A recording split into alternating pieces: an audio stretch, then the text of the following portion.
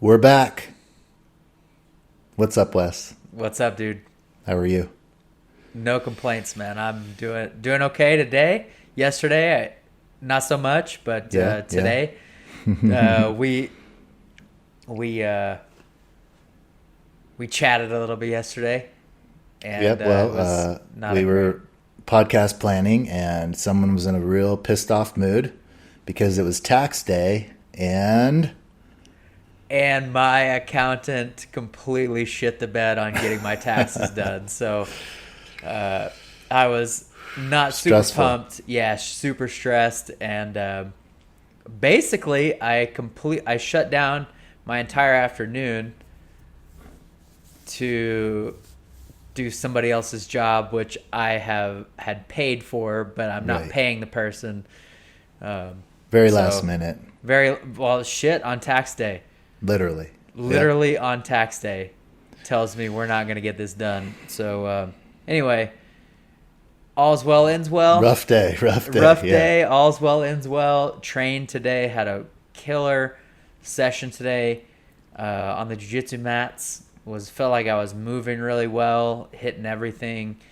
I've been working a lot on passing lately. Just chain passing. Yeah. And feeling super good with Nice. my passing. And Are you making so it a point during your roles to just get into those situations, or are you doing drilling, yeah, or both, or I'm how do you approach honestly, that? my drilling is not. I'm not doing a ton of drilling right now. So in our pod, or I don't even want to call it a pod anymore. I just want to call it like a training group. In our training group, because we're starting to get some more people in here, and some people are going back to gyms, and some people are Right. training here both. So I basically have a full-time open mat over here with just different Right. people coming in and out. So Yeah.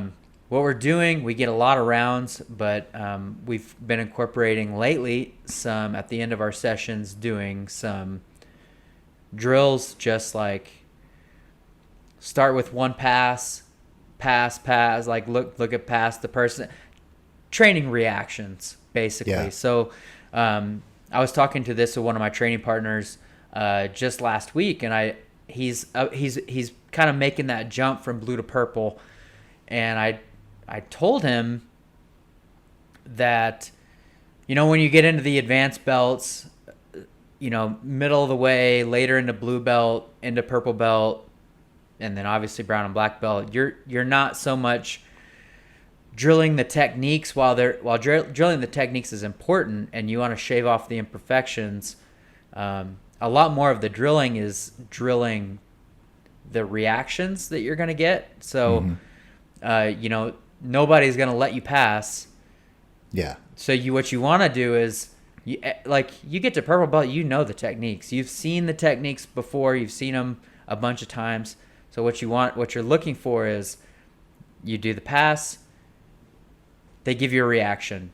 You go to your next pass, your next passing option. They give you a reaction. You go to your next option, and then you kind of build your system based on how the person reacts. Yeah. So you're not necessarily training the techniques, even though that's certainly a part of it. You want your techniques and your drilling to be on point, but you're more looking at how the person reacts and drilling the reaction and your response to it. So, just like with anything else, it's pattern recognition. So the better and the faster you get through that pattern recognition, the more that you know that the reaction that the person is having, it allows you to go to that next position faster. So you're not going to end up having to go through A, B, C, and D. You might be able to get it at B or C if you're really fast. So anyway, we're ending our roles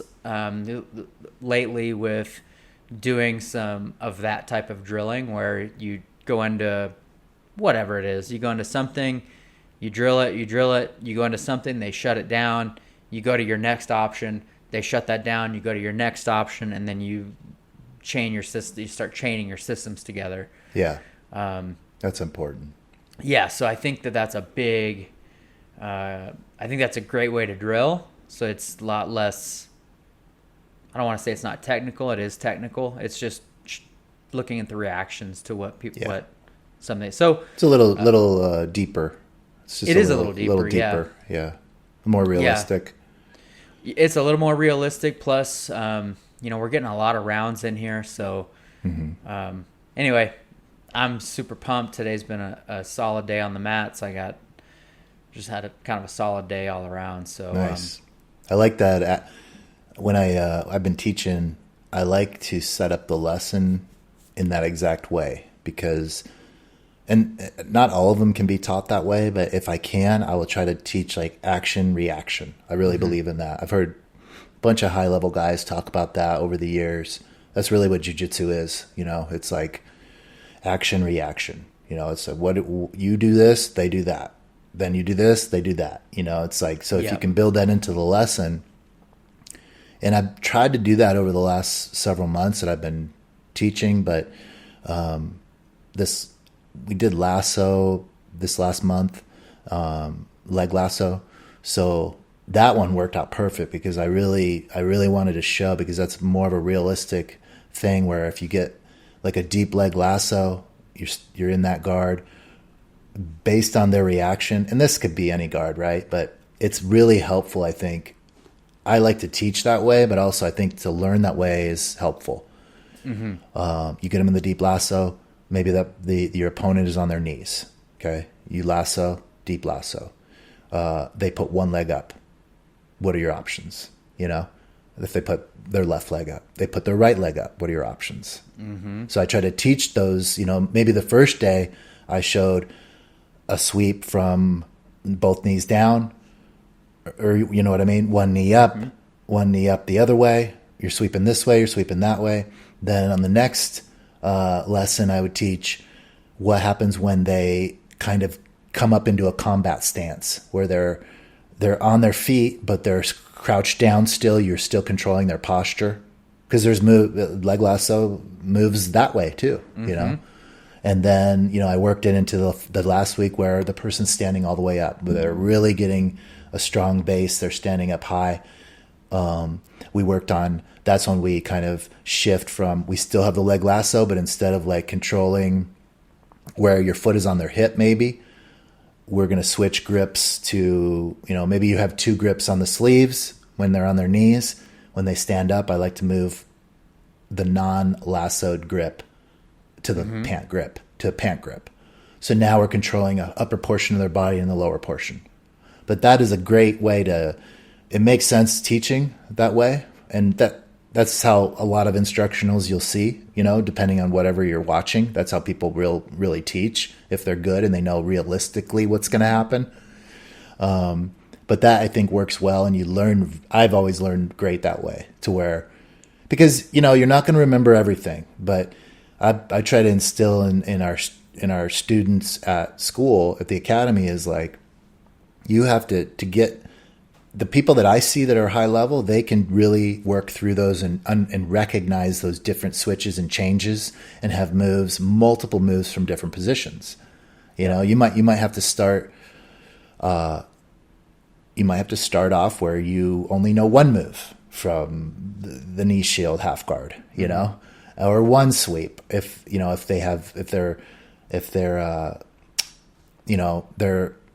hand is on your collar grip from the top half guard position, and you didn't break the grip, whatever it is, there's very specific situations. It's hard. And of course it takes years to know all of them, but I try to teach some where very basic stuff where, if it's a basic, let's say a closed guard, if they're posturing in this way, this is what you're going to do. If they're going to put their arm, if they're going to give your arm a little slight variance on where their arm is, inside your closed guard. Are we going to go for an arm bar? Are we going to go for an arm drag? Or, you know what I mean? It's like, yeah. So I try to chain those little things together, and it might just be something that I do or that I've seen, and it's not the same for everyone. But sometimes, like with the leg lasso thing, it worked out perfect for me, because it's very common where if you leg lasso people and they're on their knees, they're going to put one leg up or another. I try to teach one from both. They stand up. What are your options there? And I think people really picked up on that. So that action reaction is critical. It's always involved in teaching as well. If you have a good instructor, it's, I mean, I'm fortunate. We've always been in those positions, but I've seen people just putting clips online, and I'll look at something sometimes. I'm like, I've been in that position. That is not how this is gonna go. Yeah. Like sometimes that person, sometimes your helper on the mat when you're doing an instructional or something, they almost give too much. It's like they are really just like a wet noodle letting you do whatever. But you have to be realistic sometimes. And sure enough, on those videos, I'll kind of look at the comments, and people don't want to be too rude, but people are like, this isn't really realistic as much as you think. It's like that person's not going to be just, you see a lot of that. Given that much space. Yeah, it's like, right. Whatever, I mean, someone's just not going to roll over for you, you know? Someone's going to have a much firmer base in many cases with this stuff. So you really have to force them into reaction. Then you go. So I can't say enough about like that whole action. I've learned that's what I'm taking home as a brown belt and really learning in these last couple of years. And it's really I think enhanced my game to be able to see. And that's just a natural, as you get deeper in, you're starting to focus on more advanced stuff and more seeing things down the road. I remember my instructor would always hear when I was new, oh, you'll start seeing moves 2-3 moves ahead. And I was just like, what? I couldn't comprehend that at the time. Yeah. But now I understand what that means. It's like, for sure. Not only that, but you can start forcing some of these reactions and really setting traps. And, I can't break this person's base, but I want to have them in this position. Okay, I have to do something else to make them post a little bit over here. Then I can get it. You know what I mean? So Gustavo talks a lot about windows, when windows open and windows close. In the advanced belts, I've noticed a trend. At first, you don't even know when a window's open. It's all a blur. You have no idea. Then you get to a point where you can see a window when it opens, but you can't quite do anything with it. Like you can't exploit it. Mm-hmm. There's like a hesitation, but you're acknowledging. You can at least acknowledge. You saw it. That was the space. Yeah. That was it. It's not there anymore, but it was open. And then you get to a point where you see the window, you can attack the window, and you can do something with it. You can go through your sequences. Mm-hmm. And then you get to a point where the window's closed and you can open the window whenever you want to, it's like, I know that, like you were saying, this leg needs to be here. Okay, well, I know his leg is right there, so I need to offload him over this way. If I push him this way, he's going to get a big step, and I can put that leg there. Mm-hmm. So I can make the window open, and then I can run my systems. Yeah. So there's like this stepwise progression of advancement. That's the beauty. That's the beauty of it. And that could be like this very extended out tentacle of information, totally. Where you could go this, it's a huge, like, that's why I talked about, I've talked about like that whole like mental mapping your jiu-jitsu before, it's like, that's what it is. It's like almost like a flow chart, but every flow chart would be different, but there's all these tentacles in jiu-jitsu, and it's like, that was one of the cool things that I kind of showed towards the end of our 3 weeks. We worked on leg lasso, really did a bunch of different positions, but prior to the leg lasso, we worked on straight ankle locks for a couple weeks from single leg X and getting into that position. So from the leg lasso, when they stand, I showed everyone, one of the last things I showed was getting into the window of our previous lesson. Mm-hmm. So from a leg lasso, person stands on you, there's a move where we basically keep the lasso on one side, our foot goes to the ground, we get a pant grip on the other side, and we scoot our hips over to that person's leg, and we put our other leg that's non-lassoed up over into the single leg X. So I literally have a deep lasso on one side and single leg X on the other side. Now we can have a choice. Do we stick with the single leg X or stick with the leg lasso?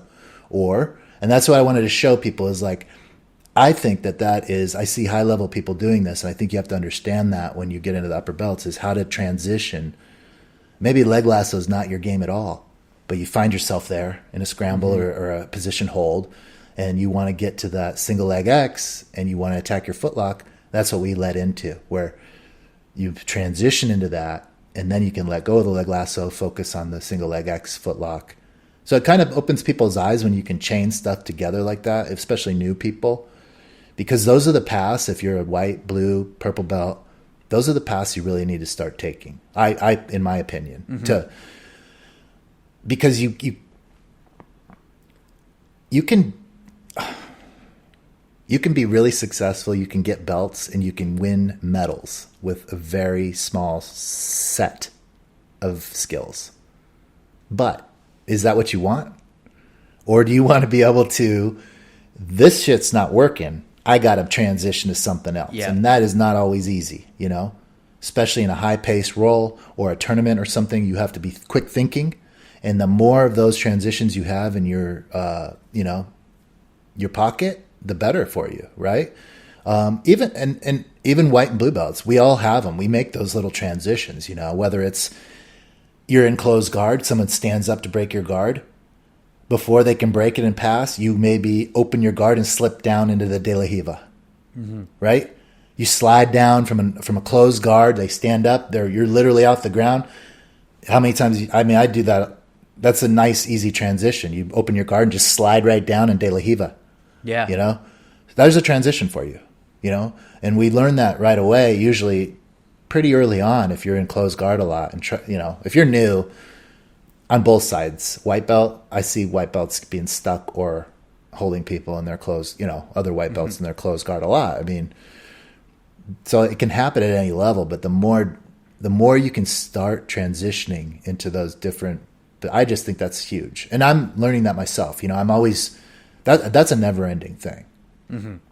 We can both be black belts. We'll still work on that. Like everyone, there's so many moves in jiu-jitsu. That is the key. And if you know great people and great instructors like I do, that's what they're good at, is they can really see those things and see they have different moves from different areas and they're not just stuck on one position that they like, So. Who we've talked about him before on the podcast. I'm going to make a note and get him on. Josh Rodriguez. I was thinking the same guy when I was talking about it. He's so good at this. I mean, and one of the drills that he would do in his classes, he would have you start in like almost like a double spider, like where you've got the like you're in that open guard with both feet in the biceps and the sleeve grips, and you would just transition.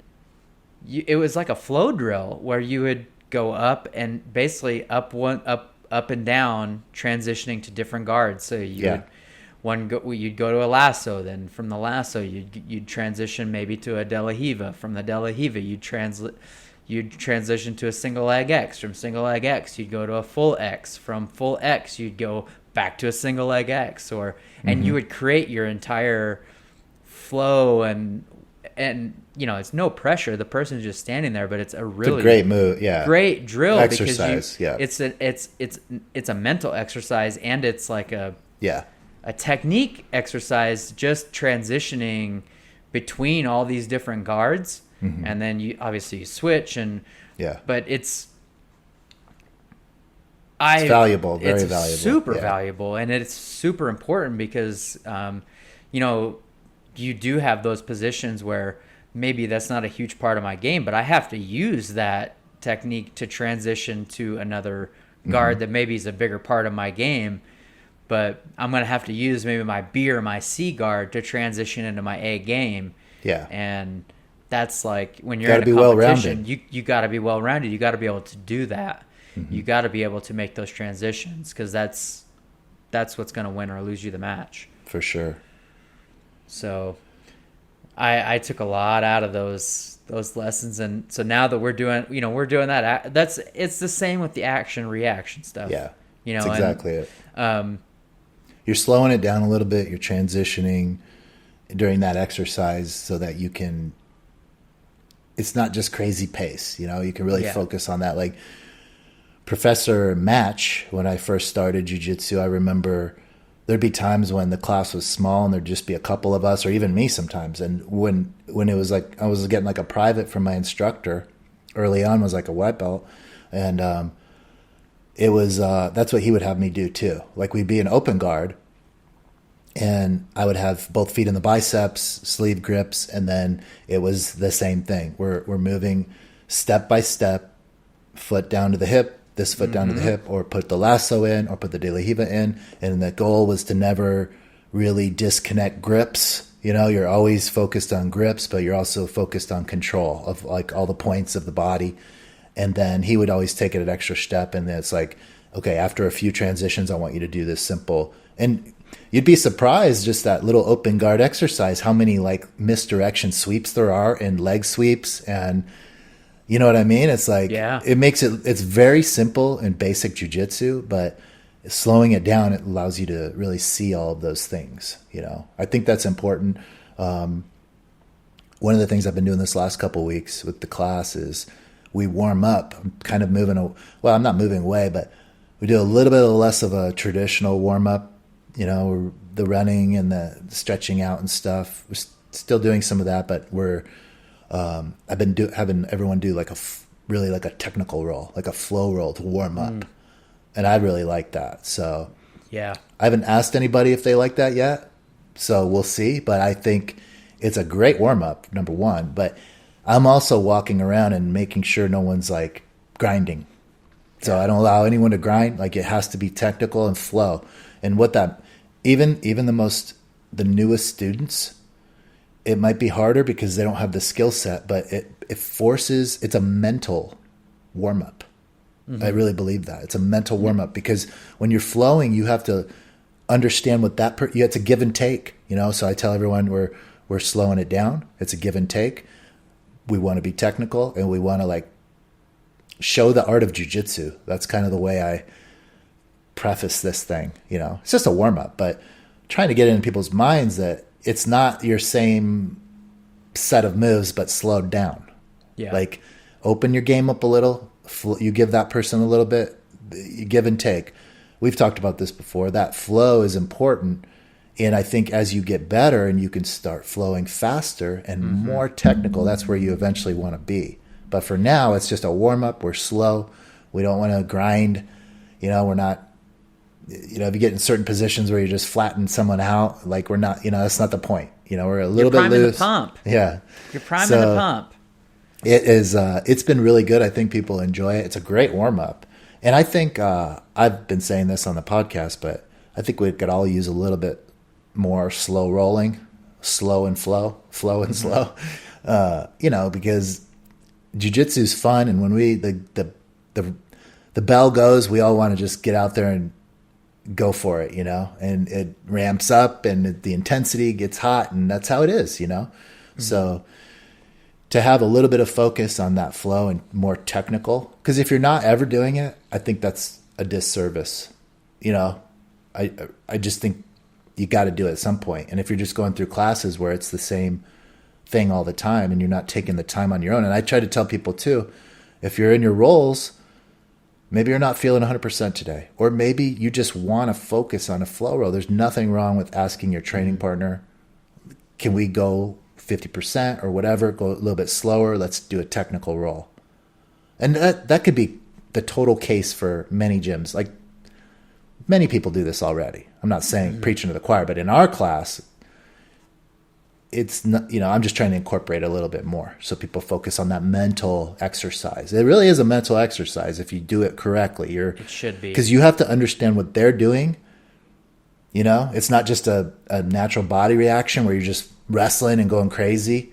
It's like, oh, this person is trying to set up, the triangle. So I'm going to give a little bit here, let them get the triangle. Okay, they got them the triangle. Now I'm going to do my escape. What's the escape going to be? It slows it all down. So you should be getting some more technical thought. That's just my opinion.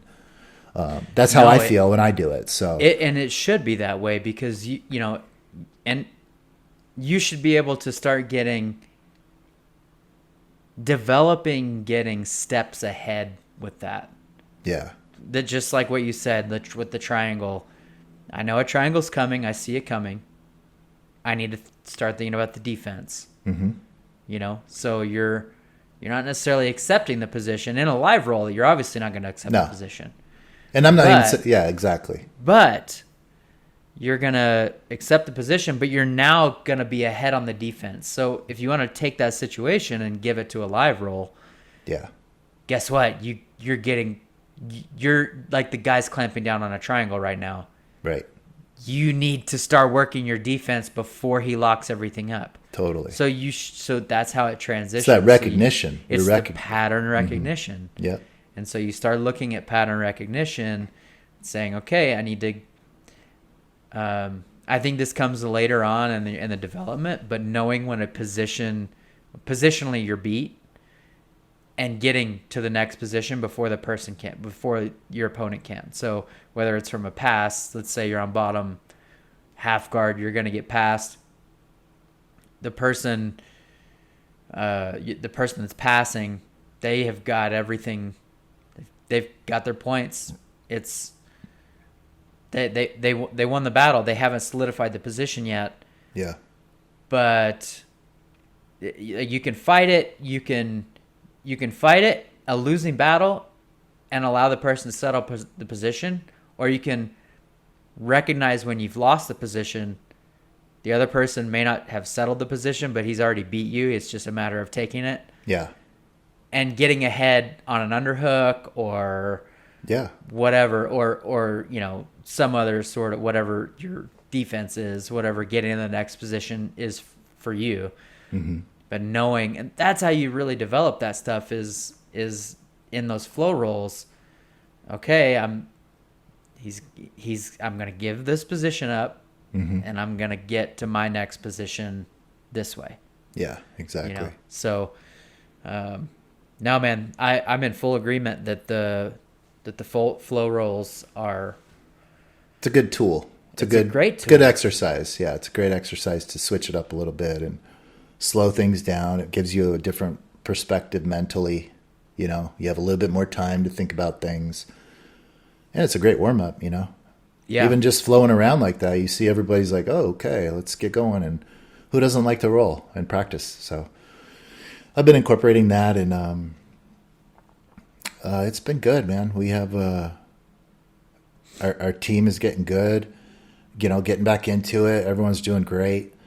We had a tournament this last weekend. Yeah, I was going to say. The tournaments are coming back in Arizona. At least, you know, we had this one was Jiu Jitsu World League. We talked about that last week. The Arizona Brazilian Jiu Jitsu League is finally back. They announced a few tournaments, so that's huge. That's Gustavo's organization, his promotion. He's been putting these on, I believe, for almost 20 years here in the Valley, which is incredible. Mm-hmm. Some crazy number. I think he posted about it recently on their Facebook page. I don't know what it was. It was at least 15, 17 years or something, but he's like an OG jiu-jitsu competition promoter here. Mm-hmm. So people were really wondering when he was going to come back, get these things back. And, you know, it was a tough year for people trying to put on promotions, you know, and it's only now in 2021 where we're really starting to see them come around. So, great news. They have a Arizona State Championship coming up in August under that promotion. That's a big one. I think that was the first competition I ever did here. They have a couple other ones. Southwest Open, which is a huge one. Southwest Open and the October. Masters Cup usually, depending on, hopefully that comes back. So they got all those lined up. I know he also said, I don't know if you saw this, but this is their last year in agreement with Phoenix College where they put these on, and next year they're moving to a brand new like state-of-the-art sports complex in Mesa.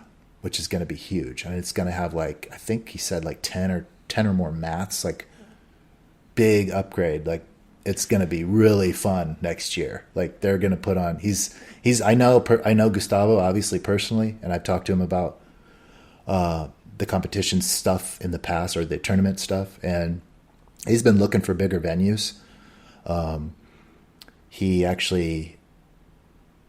even said this in his post on the Brazilian Jiu Jitsu League, is that I think he reached out probably to like Westworld or somewhere. I shouldn't put words in his mouth, but he said he'd been trying to actually get some of these going in the last few months, and they were like, "Oh, we already have a couple Jiu Jitsu promotions going. We can't really do another one." He was just like, "Okay." So he's been looking for a bigger venue because, as you know, his tournaments bring in a lot of people, and they are outgrowing all the spaces they've had. And he puts on a real professional, especially in the last year or two. It's almost like a mini IBJJF. It's all electronic check-in, all of that, scoreboards, everything is super legit. It's really nice, but it's too small for where they've been, because they were lacking like a warm-up mat. So this place is going to afford like a huge warm-up and practice mat, coaches and training spaces, all kinds of stuff. It's going to be really exciting here with those tournaments coming up. I can't wait to get into this new facility. It's going to be dude, I'm going to have to come down there and do one of those. Yeah, it's going to be great. I was thinking about doing one of these tournaments coming up that he's got put on, coming down there for it. But I did states in whatever the last states was before coronavirus, I think. Mm-hmm. I think it was that one. Anyway, doesn't matter. I did states not long before coronavirus hit, and I walked in, I couldn't believe it. I walked in, it was like 9 or 10 in the morning. And the Phoenix College, their gymnasium, I wish I could give dimensions. I mean, it's not small. Mm-hmm. Packed. Yeah. Packed. Like there's rows of people on both sides of the mats, like building out. And then you look at in the stands, packed. Yeah. I was like, where the hell am I going to sit? And it was like, who was I talking to? It might have been talking to G himself. I can't remember, but he had been talking about turning that into like a multi-day event because it was getting so much attention and getting so many athletes in there, plus families and all this stuff, which is awesome. They actually had to do that. They turned one or two of them like 2 years ago or before COVID, the year before, into a 2-day event. But it's so hard to manage a 2-day event. Yeah. It's like double the work, because you got to double the staff, you got to double the efforts. It's like, so they try to make, and maybe it's just becoming too big, where like the Jiu Jitsu World League was huge. They had to have a 2-day event. So I think it's just the reality is they're going to have to spread it out, because there's just more competitors. There's more teams. There's more people competing. People are coming from all over, especially with COVID. Locked California, they don't have anything going on really. I mean, now they're starting to get some tournaments going, but people are traveling here. So I know that one of the big hangups for them to get their tournaments back was, so they get essentially IBJJF referees. I know they fly them in from all different places and get them on their doing the refereeing for the mats. Maybe not all of them are IBJJF referees, but I know there's at least a handful of them. We've trained with a couple of them that they fly in and they do the refereeing. And I mean, it is as close to an electronic check-in, like you were saying. They have like the pre-weight scales, everything. Yeah. I mean, it is as close to an IBJJF event as you're gonna find that's not an IBJJF event. So if you're looking for some tournaments to compete at that are gonna replicate that environment, these are good ones to do in Arizona. Obviously, Arizona is great to travel to. it's an awesome state. Phoenix is a great place to visit. They have a major international airport right there. It's super easy traveling in and out. Yeah. Very accessible. Everything's centrally located. So if you're looking for tournaments to compete at, these Arizona BJJ Federation ones would be great ones to get to replicate some IBJJF events. So especially when they get into that new facility, because that's going to be like, it'll be like probably nicer than IBJJ. Like, it's going to be a brand new sports complex, big, like, and they have all the technical stuff going for the athlete. And Gustavo, that is actually his whole one of his main goals is to replicate the IBJJF experience and prepare the athlete for the next level of competition. Like, that is literally their goal, is to have it as they follow all the same rules, all the standards, everything. So it's great for that. Obviously, that's a great way to get in. It's, if you want to follow them, it's actually, now they have changed the name in the last couple of years, but it's the Arizona Brazilian Jiu Jitsu League. Okay. So it's AZBJJL on Facebook if you want to go follow that page. They got all the tournaments, they've announced a few of them coming up August 14th and 15th. So it is a 2-day event, the Arizona BJJ Championship, state championship. That's going to be a big one. That'll be the first one back, and they will sell out. So if you're listening, you should probably go. He literally told our school that, look, you better sign up if you want to do it, because it's going to sell out. Like, yeah, especially being his first tournament back, the anticipation is going to be real high. It's a summertime tournament. It's nestled in there perfectly, I think. You have Master Worlds coming up. Master Worlds coming up right after that. But it's November. A couple months. It's a couple months, so it's a good. There's plenty of time in between. If you're an older, over 30 athlete and you're going to do Master Worlds, that would be a good tune-up. The Southwest Open is a big one here under that promotion. That's in October, so you're a little bit closer to Master Worlds. I don't know whether any other major IBJJFs, have they announced when Worlds is? Are they going to do another? I don't know. I think they are. Are they going to reset it back to where it used to be? So I just know that those few are coming up. Those would be great. I know Pans. I can't remember the date on Gi Pans, but I think that it's coming up. I think it's either. I want to say it's late summer, maybe. But I'm not entirely sure on the dates. So, but those are all good tournaments, especially going into that kind of fall season. It's great experience. It's a great competition experience. Yep. There's a lot of offerings. It's surprising, but you got and maybe some of the smaller ones aren't back, but Jiu-Jitsu World League is putting on really great tournaments. Like this last one that they had, and heard nothing but great things from people. They're really well run. You're seeing a lot of high level competitors in those competitions because Arizona's so close to Southern California. Yeah. Arizona's got a lot of high level competitors. I mean, those brackets are not going to be empty. No. I can guarantee that those brackets will not be empty. So you get a lot of people traveling from the California circuit, the Nevada circuit. Arizona's got a great circuit. You get people traveling in from New Mexico. I mean, it is from Mexico as well. Mm-hmm. So you get some really good looks as far as, and you'll see those same people. Yeah. If you're doing any of the majors, Worlds, Masters Worlds, Pans, all the if you're doing the majors, you're going to see those same names. Yeah, a lot of similar names out there in those tournaments. For sure.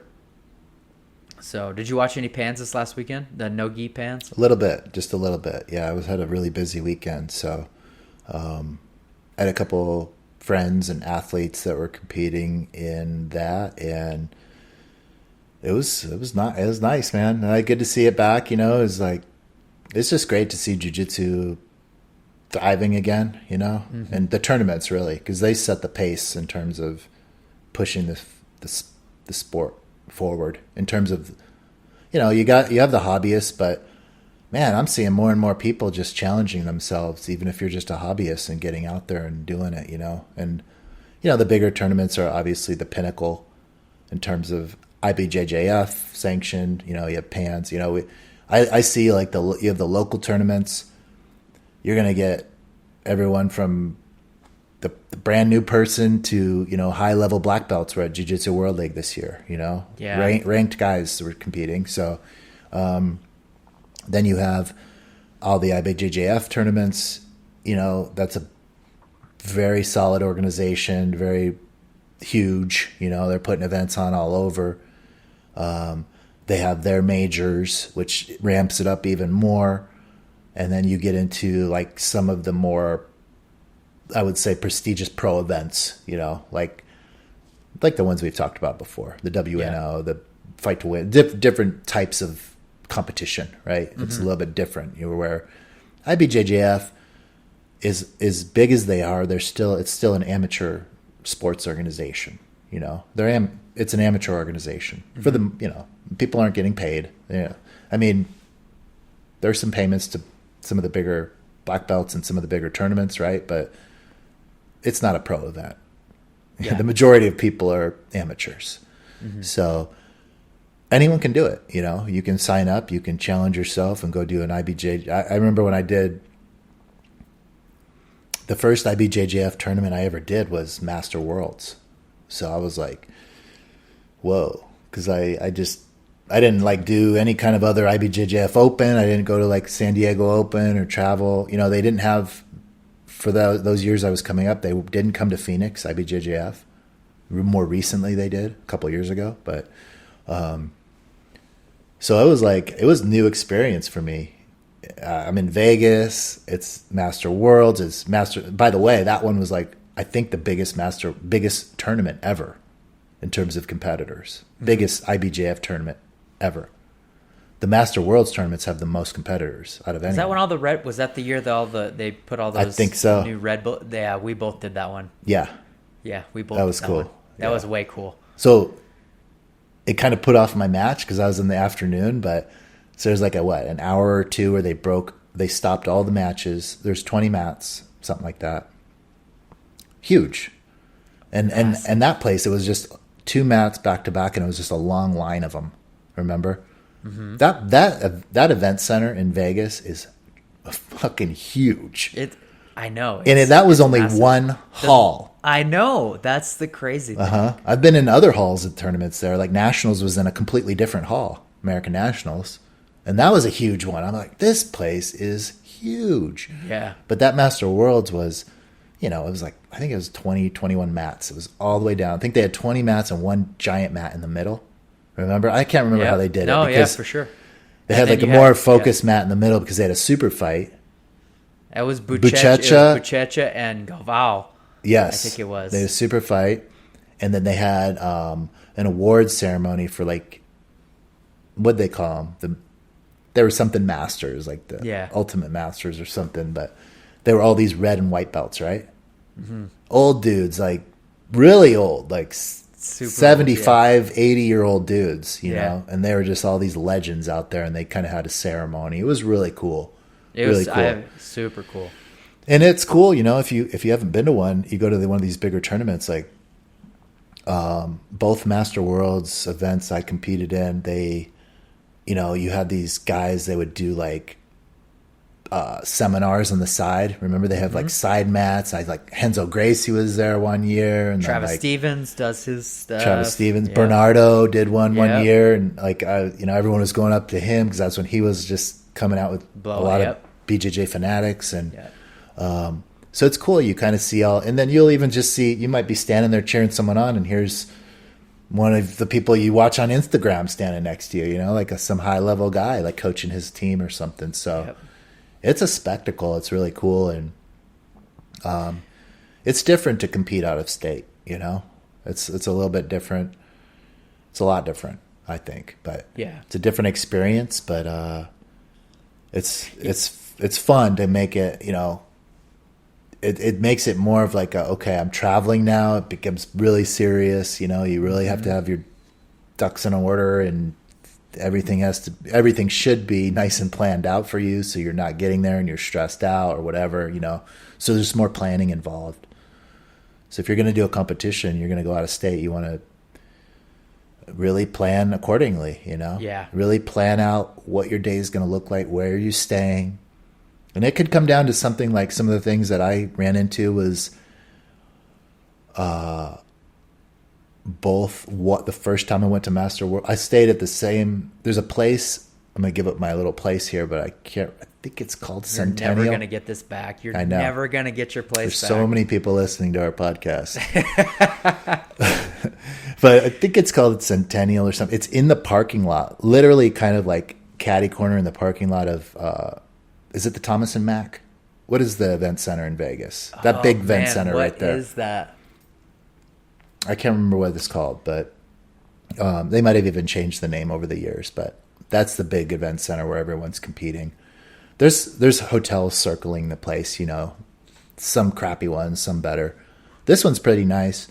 The first time I went in, I was scared because I needed to cut some weight. So I needed a hot tub.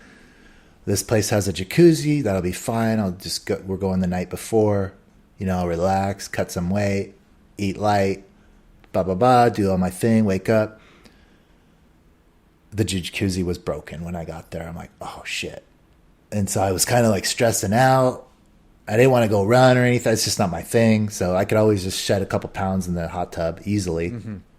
And so we ended up, it was like a little adventure. We went and talked to the place, and like, oh, we have a sister hotel down the block. So we ended up walking to some other place and using their hot tub. So you got to kind of think about these things, you know, especially, and that's where I was going with this. If you're competing at a bigger event, we talked about this before, but you got to really kind of pay respects that it's a big event. You know, you want to train accordingly. You know what I mean? If you're just coming off the couch and you haven't been training, you're going to go to Master Worlds, it's probably not going to work out well for you. These people, you know, people are serious there. You know, it's serious competitors. No matter what their age, it doesn't matter. That shit don't matter, you know. There's at every level, there's very serious people competing in jiu-jitsu. So plan accordingly, you know. You want to have access to the right foods and stuff, right? You know, if you're cutting weight, water, that type of stuff. Here's one that I discovered after the first trip. I bought just a scale, an extra scale just to have. So I have a scale in my box in my closet. So I just throw it in. If I'm driving, two of the times I drove there, a couple times to Vegas from here. So if you're driving, you can take everything you need. That's nice. Mm-hmm. So I always had a scale because that was a thing. It was like, it's kind of a pain in the ass, even though I'm staying close to the center.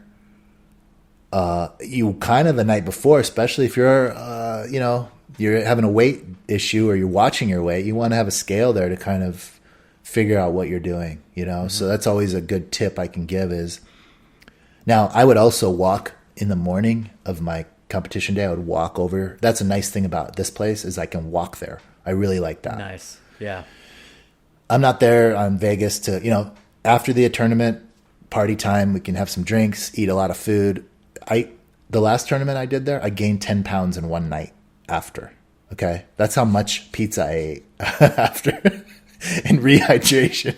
I was shocked, dude. I was shocked. I was like 10 pounds, but that's what it is. Especially when you're cutting weight, you're cutting water weight.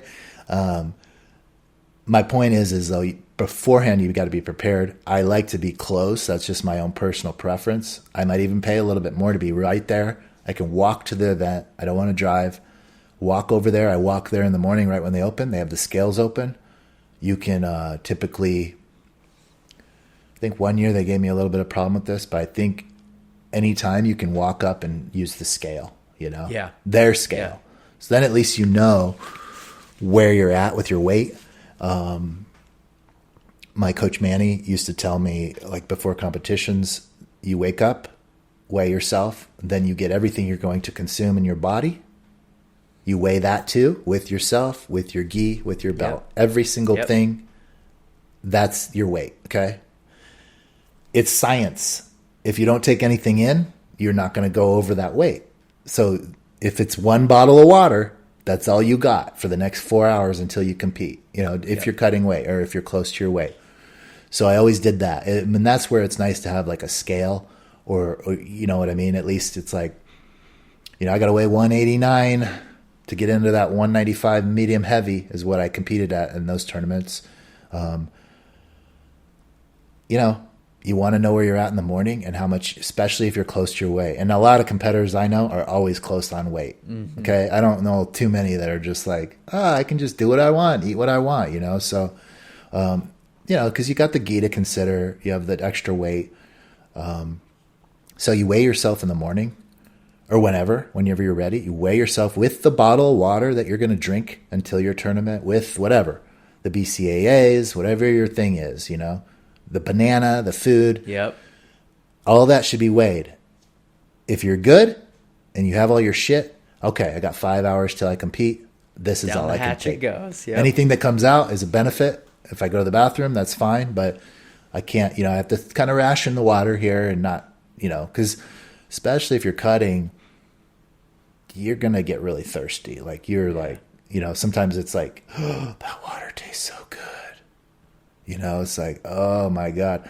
And then when you weigh in, there's been a couple of tournaments where I'm just like, I drink my BCAA and it tastes like just the most refreshing, thirst quenching thing you've ever had in your life. And it's almost like, okay, I can't drink too much of this. I got to compete, because once you weigh in, you can rehydrate a little bit, but it tastes so good and I'm not talking crazy weight, but I do it pretty smart, but I don't know if I would cut down again. The last tournament I did at that weight, I was really drained.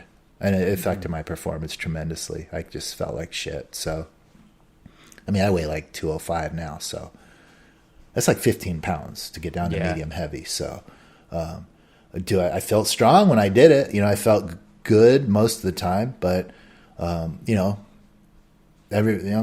people cut, some not. But it definitely, if you're cutting weight before a tournament, it's an extra mental pressure that you have. And you have to manage that too, because the weight cut alone sometimes overtakes my whole preparation, and my friends too. I have friends that like the whole focus of the last week or two is weight cut. And it's like, that's not probably the best thing to completely focus on, but it's, it's one of those things. What's the benefit of being a little bit bigger going? I felt it both ways. I've competed at heavyweight where I weighed in like 7 pounds under.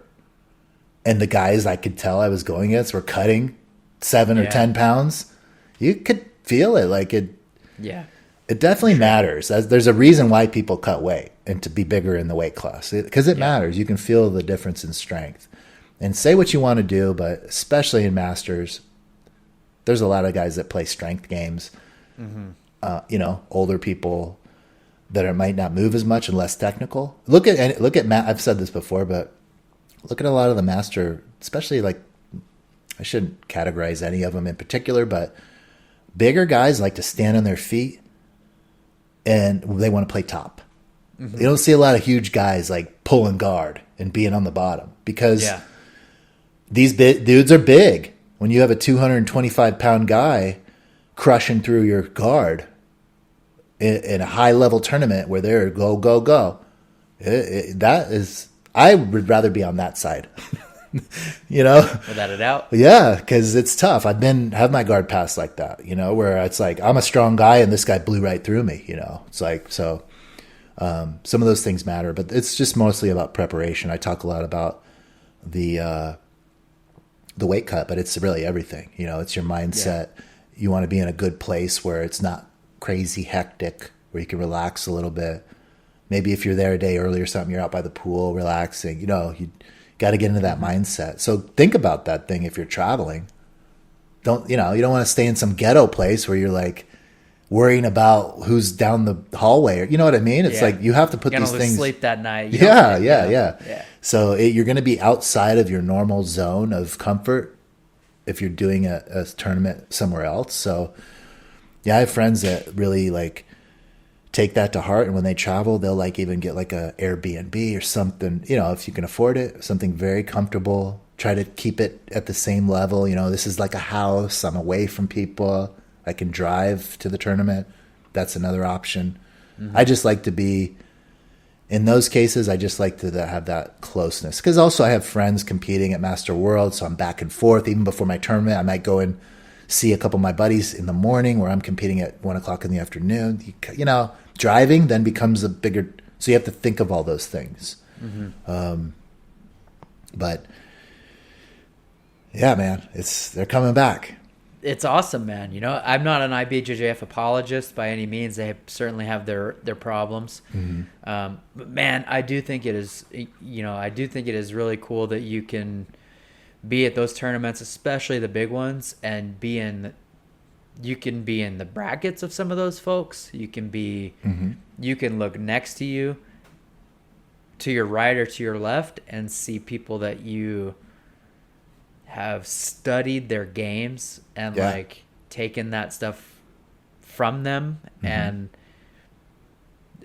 be in the, like, you can talk to them, mm-hmm. you can compete against them sometimes, they're just right there. Yeah. And it's, you know, these super fight organizations, you know, also not perfect, but unless you're doing super fights, you're never going to get that experience. No, it's different. It's a different classification of competition. Yeah. And one that most people won't experience because it's a little more. And win or lose, man, I win or lose, like I went out to Masters Worlds that year. I got my ass kicked, but man, the whole experience was, mm-hmm. I wouldn't trade that for any amount of money. Was that the first one for you? First Master World? Yeah, I think it might have been. I think so. There's a lot of it was a lot of pressure. I'm speaking for myself, but I think I can speak for both of us. It was very intense preparation for that tournament. It was very new.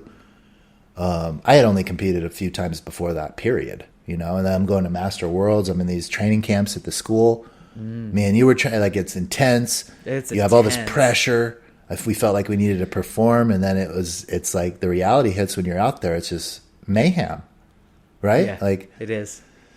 You walk in, from anybody that's not done, you know, that year particularly, there were over 4,000 competitors. It was massive. Yeah, stands are just packed. I mean, it's just chaos. There's vendors when you walk in. There's all these. It's just a lot of vendors. There's vendors. There's like they have like the muscle show going on in the next room. Remember they had like bikini competition or something. Sure did. They sure did. They've got like these seminars going on. So you've got people that are on these other mats that are doing some sort of seminar. Yeah, a lot going on. It just is.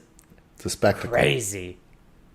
And you got to compete in the middle of all that. You got to compete in the middle of all of it. You got to be responsible for getting on your mat, listening for your name. Yeah. When, you know, all that stuff. All that anxiety. And tons of anxiety. But, you know, you look around, we had some good teammates out there that were checking in when we were at.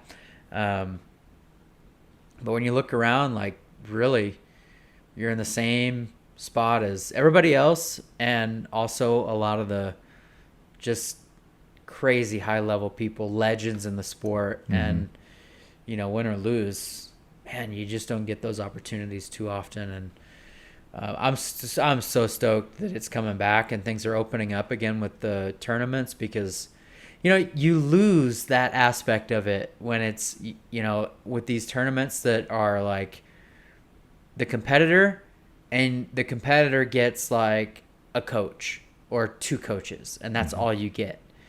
Like, you don't get to share when you don't get all of that. You don't get all these legends in the sport, because there's people that are just like, no, I'm not going out there and doing this. Yeah. Like, you know? Yeah. So you don't get the openness of seeing all, you know, the red belt promotions, or like the super fights, and like so-and-so doing a So I think that I'm just really pumped that all these tournaments are starting to open back up, and it looks like we're trending in the right direction as far as getting spectators in the stands and getting it back to normal. And if you've not done any of those big tournaments, you should give it a go at least once. Yeah, just be prepared. Yeah, kick it up a notch. It's fun. It's fun. It's a blast. It's fun, especially go with your team.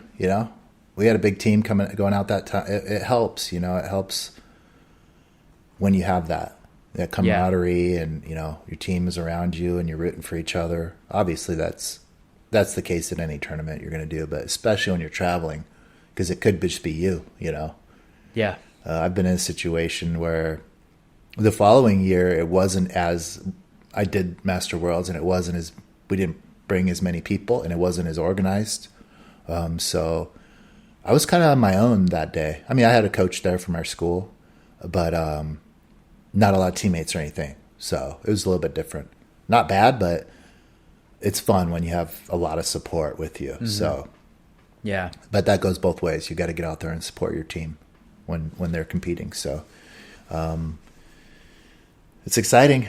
These next couple of years are going to be it's going to be great, man. There's going to be a lot of opportunity out there, and the sport's growing, and I still see new people from our gym wanting to get out there. We had a lot of this Jiu Jitsu World League. We had probably more white belts than anyone competing, which is great. They're just challenging themselves. So we'll see. Competitions, we'll see, man. They're coming back. All right, buddy. Well, you have a good, safe week training, and we will catch everyone next week. Yeah, next week. Next week we have a guest. Another guest coming up. So coming in hot. We'll announce that soon. Next week. All right. All right, have a good week, Talk guys. To you soon. All right. Later.